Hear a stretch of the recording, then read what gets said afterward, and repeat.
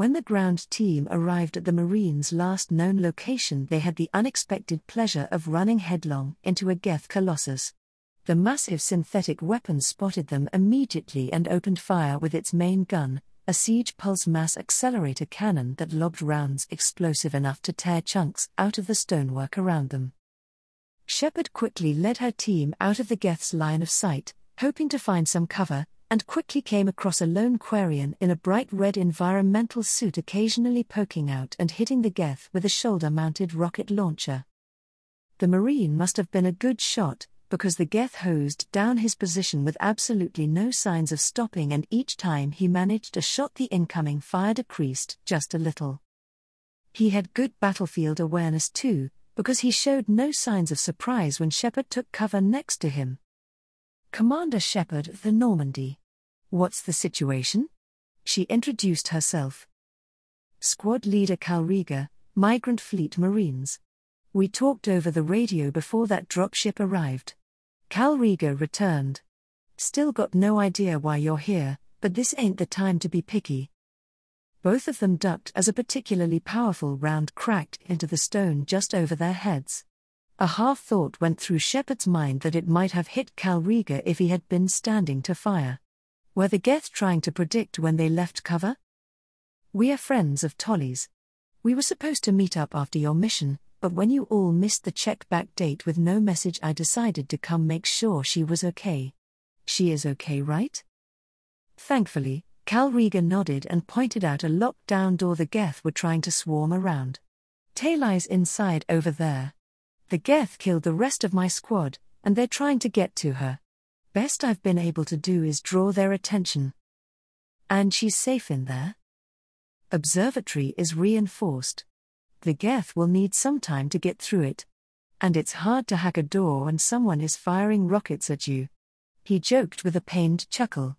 Shepard looked down and saw deep purple blood staining part of Rieger's environmental suit. "You were hit. How bad?" she demanded, already pulling up some medical for the wound. "Combat seals clamped down to isolate contamination, and I'm swimming in antibiotics. The Geth might get me, but I'm not going to die from an infection in the middle of a battle. That's just insulting." Shepard smiled grimly. Marines really were the same no matter the species. "You are no good to us bleeding out then." She checked him over. Just like he said, his suit had sealed up and with medical should stop any bleeding. "You have a plan to deal with the Colossus, appreciate it, ma'am. Standard protocol with armature-class units is to sabotage the shields and whittle it down, you know. Kill it with bug bites." Rieger paused as Garrus's rifle barked, leaving all their ears ringing a bit from the powerful rifle. "That's not going to work with this one. It's got a repair protocol, just huddles down and fixes itself. So whatever we do has to scrap that bastard fast. Probably means getting up close, past the rest of the Geth." If only Shepard knew someone capable of close-up mass destruction. "Hey, Revan. If we get close enough, can you handle the Colossus?" "Not if all the others are focused on me, but by itself, yes." The Spectre turned back to Rieger. "Okay, the plan is to get Revan close and keep the Geth off her. I need you on Overwatch and keeping our six clear. I'm not going to stand here while you run into enemy fire. They killed my whole squad. And if you want to honor your squad, watch my back. I need you here in case they bring reinforcements." Shepard shouted back. The last thing she needed was an emotionally compromised Marine with a rocket launcher shooting at the wrong time. The two of them ended up in a staring contest, but with the only part of Rieger's face visible being his bioluminescent eyes, Shepard had no issues making him back off. "All right, Shepard. We'll do it your way." The wounded Quarian finally gave in. "Hit them for me. Keela Salai." Shepard nodded and turned back to her team. They were doing pretty well on their own while she was busy with Calriga. Samara was pulling Geth out from behind cover for Garrus to put down while Revan covered them both by deflecting away incoming fire. They likely would have managed to deal with all of their Geth by themselves if it wasn't for the big one in the back. That being said, The Colossus was slowly burning through the bridge that prevented it from getting a clear shot at their current location. It was time to move. "All right, boy and girls, we're going to flank around the right side and try to hit the Geth from up there. Samara, you are with me. Garrus, you pick off anything in our way and then follow after. Revan, can you make sure he stays alive?"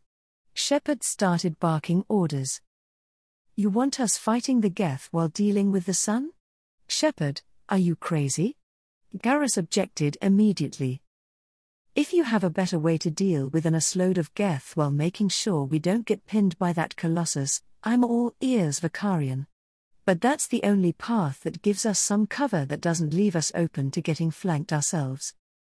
"I will follow your lead, Shepard," Samara said serenely, despite the gunfire streaking overhead. "Good, on 3 then. 1, 2, 3. Garrus leaned over the metal railing they were using as cover and almost instantly dropped one of the Geth. "That's one down. Better get moving, Shepard." The commander shook her head even as she began sprinting towards the ramp leading to the platform overlooking the courtyard in front of the observatory with the Justicar hot on her heels, but even Garrus's attitude couldn't diminish the thrill of the adrenaline pumping through her veins. Oh! Despite the artificial nature of the Geth making it much harder to track every threat on the battlefield, Revan was enjoying this mission far more than most for one simple reason. She could actually properly reflect the Geth's weapons back at them instead of constantly disintegrating the rounds because this galaxy refused to use energy-based ammunition like a bunch of barbarians. She was fairly confident she had made Shepard a firm convert to blasters though, going by the enthusiastic shouting the redhead was making every time she dropped one of the droids. Revan could still hear her despite splitting off from the other 3 once they managed to find a position with decent cover and good angle on the rest of the courtyard. They would keep the Geth focused on them while Revan made her way to the larger unit and dealt with it. And the rain of red blaster bolts was certainly eye-catching. 4 Geth troopers rounded the corner and spotted the Sith. While they opened fire, Revan ducked back around a corner. She could have gone straight on the attack, but she wanted to see how open the Geth were to a dialogue. "I don't suppose you would be willing to open negotiations?" she called out. "I imagine we have much to offer each other." "No, Geth have no need for cooperation. When the gods return, Geth will have access to all knowledge regardless." The units screeched in their electronic language. Only Revan's extensive history with similar languages and cheating by pulling on the Force let her understand what they said. "Unfortunate. Seems I'll have to try later." Revan wasn't really expecting much to come from a discussion on a battlefield, she just wanted to judge how open to cooperation the Geth were. Not very, it seemed. Which might be an issue in the future, but that was for later. The Sith drew deeply from the Force and burst back around the corner as little more than a blur. The Geth were barely able to track her as she dashed into the middle of their formation and lashed out with her sabers. The one furthest away still had a decent line of fire, so it was the first to go. After a barely perceptible delay, her blue saber chewed through the synthetics shield before cutting off its hands just below the elbows. The red blade followed swiftly behind and removed the unit's head just as easily. Following the momentum of her initial attack, Revan stabbed the red saber in her right hand through the head of one of the troopers while throwing the blue one so it split another Geth in half. At the same time she thrust her now empty left hand forward to force push the final unit that had just managed to turn around and confront her into a wall. Hard enough cracks formed from the impact. "Maybe next time we can have a civilized discussion," Revan continued, recalling her lightsaber with a simple mental tug.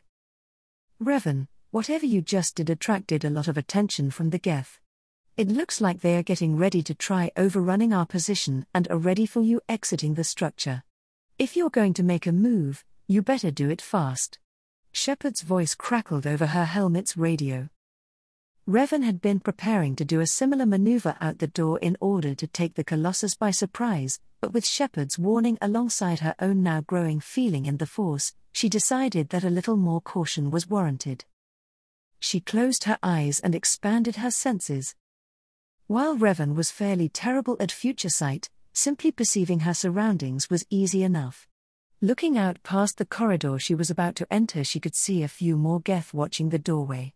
The bigger threat was the fact that Colossus had also turned to focus where the Sith planned to exit. So they planned to hit her with a siege weapon as soon as she exited? That was very thorough.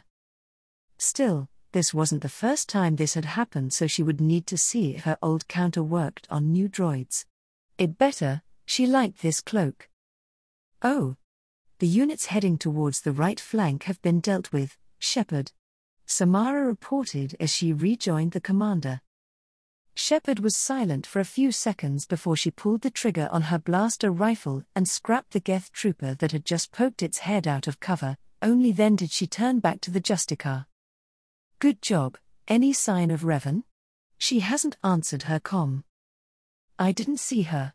Which means she likely is still going after the Colossus. Shepard, look there.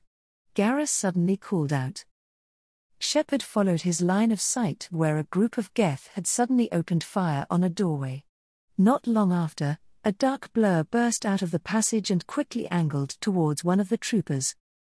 She had a second to wonder how Revan had even managed to move that fast before her eyes widened in horror. A large blue-white projectile was headed right for her, no exclamation mark ... right for the trooper Revan was running at. They targeted the smaller units since they couldn't hit Revan directly. The ground team could only watch helplessly as the siege-grade weapon the Colossus used practically vaporized its target and the following explosion washed over the form of their teammate. Oh my god, I'm going to kill her for pulling a stunt like that. Shepard snapped when the cloaked figure was revealed to be another Geth simply wrapped in the Sith's garment. Barely half a second later the woman in question burst out of the corridor, and this time there was no mistaking her for a fake. The Sith made a beeline for the Colossus, dual lightsabers in hand, and actually started climbing on the massive synthetic in a show of almost unnatural athletics and balance as the Geth tried to shake her off. Unfortunately for it, it wasn't exactly designed to be flexible, and it only got more clumsy as Revan started to carve it to pieces. I suppose the Sith wouldn't be so feared in my order if they were so easily destroyed. Samara commented as she focused on the surrounding units, making sure none of them had the opportunity to dislodge their elven teammate. Garrus had slightly different concerns even as he moved to do the same. We recorded that, right? Because I need to see the look on Rex's face when we show him someone took down an armature class by hand.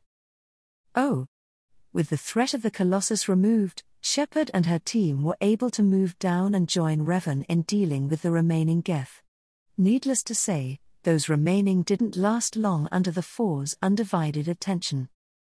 Once the area was secure, Shepard wasted no time reuniting with her friend, the entire reason the Normandy had even come to this system in the first place. But Revan had a different goal.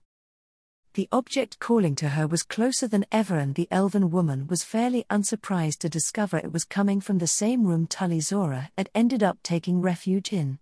These things either tended to be locked away as far as possible or in commonly utilized areas where anyone could find them with a small effort. This one happened to be in the heart of the computer system used by the observatory, and Revan didn't wait any longer than it took confirming the Quarian no longer needed the system before she started ripping it apart. What is this device you are looking for? Revan stopped and looked back to see Samara hovering over her shoulder. The Justicar seemed determined to stick her nose into anything the Sith did. It was starting to get annoying. Just because the Sith had a bad reputation, rightly earned in most cases, that didn't mean Revan was trying to sabotage the Normandy crew at every turn. I don't actually know yet, she admitted. There are several different types of devices capable of causing force disturbances. Very rarely can you figure it out before you find it. Yet you are confident it will not pose a threat to the rest of us. I'm confident I can deal with whatever threat it might be, Revan replied. Are you normally this curious? Samara actually looked slightly taken aback by the question. Not normally, no. When you live by a code that demands harsh action, you learn the dangers of curiosity quickly. Revan scoffed.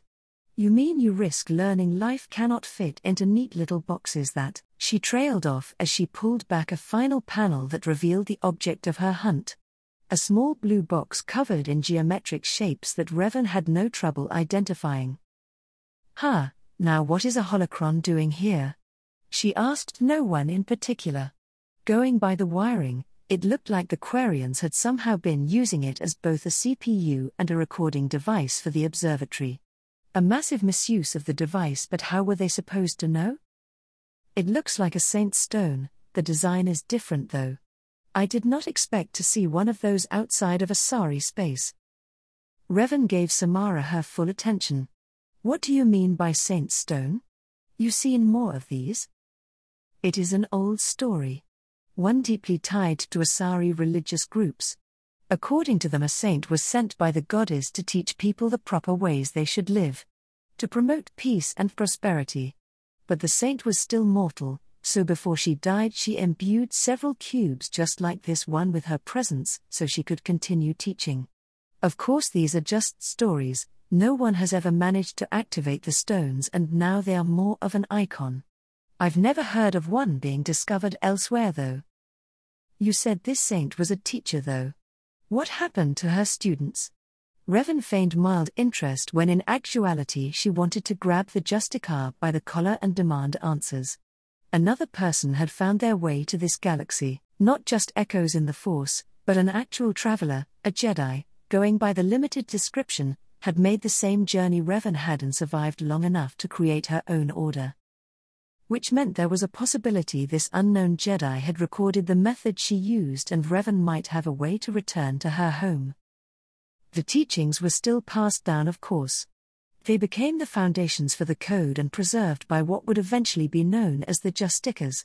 Samara said calmly. Though by your reaction perhaps these were not simple stories after all. They are not. Revan agreed. These are tools used by Force users for recording and passing down all sorts of knowledge. But for your people to have one for years without being able to activate it once. That either means your species has a naturally weak connection to the Force, something I can sense isn't the case, or, Samara prodded. Or, there was an organized effort to make sure no one activated a holocron. An effort that would have to have been dedicated for hundreds of years at least. Revan was certain of it now.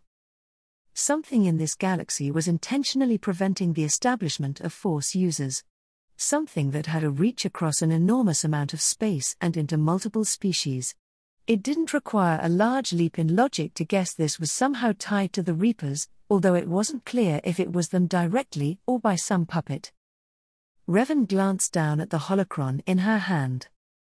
Hopefully the innocuous blue box would hold some answers. With the last of the doziers taken care of, the Normandy suddenly had no destination they needed to rush off to.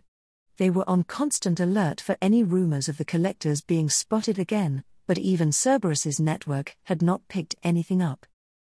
Shepard ended up taking a few off-the-book jobs that trickled in from Admiral Hackett. Even if she wasn't getting any direct help from the Alliance, she both considered it her duty and would need them when the Reapers showed up, that managed to keep them all busy and help the ground team get used to working together under her, Revan, Miranda and occasionally Garrus. The Spectre certainly wasn't going to let him slink back to support only, and having a leader focused in stealth and support roles had proven to be very useful. But after a while the crew had enough free time that Shepard felt it was time to revisit an idea she had back when they first found out where Revan came from. You want to do a what? A movie night. Shepard repeated like it was the most natural thing in the world. We keep finding evidence of Revan's galaxy all over ours. I wanted to see how accurate they are. Those records you found were a couple hundred years old. Jacob pointed out. I don't know if we could get a hold of them. I have already downloaded the available files from historical archives. Edie stated. Never mind then. I'd be up for a movie night. I'll have to see if Holofax has a translation for some of the classics. The subvocalization doesn't always come across right on old recordings. Garrus added his thoughts. Some members, like Grunt and Thane, didn't seem particularly excited at the thought of spending time watching fictional films. Though Grunt was easily bribed with promises of explosions and Thane, a simple polite request to join in. While others like Talai seemed positively eager to join in, even if they did suggest videos not related to Revan's situation. The last two to speak up were Samara, who was quietly observing the discussion from the side, and Revan, the member of the team Shepard wanted involved the most for several reasons. She didn't dismiss the idea out of hand, which was encouraging, but she also seemed to fall into the group that wasn't exactly thrilled about it. The Justicar eventually spoke up, saying she would see if she could secure some of the more accurate documentaries about the founding of her order, since the last mission seemed to indicate there was a possible link between the Justicars and someone from Revan's galaxy. With her answer, all attention landed on the Dark Lady. Revan ignored them all while she poked at a data tablet in front of her. After a few seconds, Shepard cleared her throat, trying to get the Sith's attention. Revan sighed. "Yes, fine. I will join in watching poor imitations of my home galaxy and help you determine fact from fiction. Don't worry, I'll be sure to include some local movies too," Shepard said cheerfully. "Just for fun." Apparently Revan wasn't much of a movie fan. Probably a result of spending her childhood in a religious order, but Shepard wouldn't hold it against her. These things could be corrected with time and care. "Oh, okay. I know there's been some debate about what we're going to watch first," Shepard called out over the general din of her shipmates. "But this is not a democracy, so I'm claiming commander's rights and telling you all we're doing the Earth movies first, because we already have them loaded and because I said so." Boo. Down with the tyrant. "Joker, I'll have Edie cut your extranet access." "Never mind, all hail our glorious commander." Shepard snorted at the quick attitude change. "Anyways, settle in, boys and girls. Edie, load it up." "Affirmative, Commander." Oh. The movie started, and after an informative text crawl, two spaceships appeared, one smaller frigate fleeing from a massive battleship. The scale was a little hard to figure out just from that, but Revan quietly asking what the hell someone did to a perfectly good Harrower put everything in perspective. That was a ship about 800 meters long. And it was primarily using laser armaments. Stuff not even the Geth relied on. Scary. And then they got their first look at the Sith Lord in charge. "Oh. Don't look down the barrel. Oh God, don't turn it on. Ah, I can't watch." Every single person that had seen what Revan's lightsabers could do cringed in horror as they watched the young farm boy play with the weapon. The lack of any kind of weapon discipline was similar to a horror scene for many of them. "Oh. Wait, so you can do this force thing from anywhere? You don't even need to see them?" "Of course not. Seeing you just makes it easier." "Oh. They just killed them." Talai took the scene where the main cast discovered the deaths of Luke's aunt and uncle rather hard. It likely brought up memories from when she was nearly killed for having information on Soren. "There are always some that take delight in causing others harm," Thane said philosophically. "It's a big part of why the Justicar Code is so strict. To ensure those types of people are dealt with," Samara added. Shepard turned to Revan, an unspoken question on the tip of her tongue, but she was hesitant to ask just in case it caused them to be unable to work together at all. Revan seemed to pick up on it anyway. "It was heavily illegal to do that kind of thing in my empire. I was trying to build it up to stave off an invasion from another galactic power. Unrest would have you sentenced to severe fines or forced labor, but not death unless it was a major crime. Sadly, that wasn't the case when Malak took over. He felt the strong should be able to do whatever they pleased as long as it didn't affect him." "Sounds like a great guy." "He used to be." "Oh. A space station. The size of a moon. It blew up a planet. Is that even possible?" All eyes turned to Revan. Then Sith slowly took a drink to buy herself some time, but eventually looked around the room. I can confidently say that nothing like that currently exists in my galaxy, but the potential for structures that size is there, and a weapon like that is plausible. Can we make one? Everyone shifted to stare at Grunt. What? If it can do that to planets, just think what it would do to a Reaper. Stares shifted back to Revan. I don't have the plans for a moon-sized superweapon memorized or the infrastructure to even start building one. If any of you do, I'll be happy to help you build it, she said dryly. Everyone turned back to the movie, although Mordin was looking worryingly contemplative. Oh. A few people cheered alongside the movie cast as the Death Star exploded. Despite being horribly old, all things considered, the movie held up well. Shepard certainly enjoyed it. It was the rest that bothered her. She wasn't looking forward to explaining to the Alliance that barring a few incidents where Revan called something massively understated regarding aspects of the Force or conflicts between users, everything in the film seemed to match her home galaxy. Revan even mentioned she had personally been to Tatooine herself a few times and could confirm it really was a barren desert planet. So it truly looked like they had a way to look at what Revan might consider normal. Although they would also have to take anything they saw with a handful of salt, because just because Revan could see how it would be possible, it didn't mean she knew how it was done or how to recreate it. That didn't stop Joker from needling the Sith for information about every ship he saw. The maneuvers some of the personal fighters pulled off should have turned the pilots to pancakes, but they handled it with no strain at all. Since the resident space elf didn't seem impressed, that must have been at least somewhat believable. Which meant Joker wanted the chance to fly something like that himself. Shepard wished him luck. Revan certainly knew the price that kind of tech was worth. And even with the new more open-to-sharing attitude Revan was showing, it was probably more than the ex-lieutenant could afford. Her musing was interrupted when Edie told her there was a priority call from Tim waiting for her in the comm room. She made her way there and was met with an unusually excited Cerberus leader. "Shepard, we caught a break," Tim stated enthusiastically. "I intercepted a distress call from a Turian patrol. They stumbled onto a collector ship.